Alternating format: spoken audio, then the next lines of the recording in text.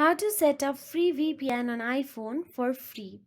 Setting up a free VPN on your iPhone without ads and with unlimited users is possible with some trusted service.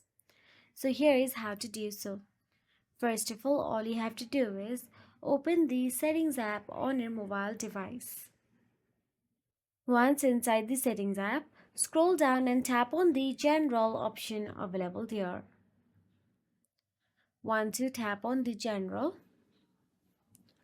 scroll down again and tap on the VPN option available there.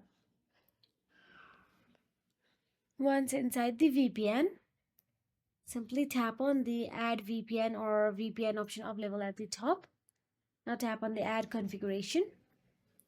Now here enter the details of the free VPN service you want to use, and that is it.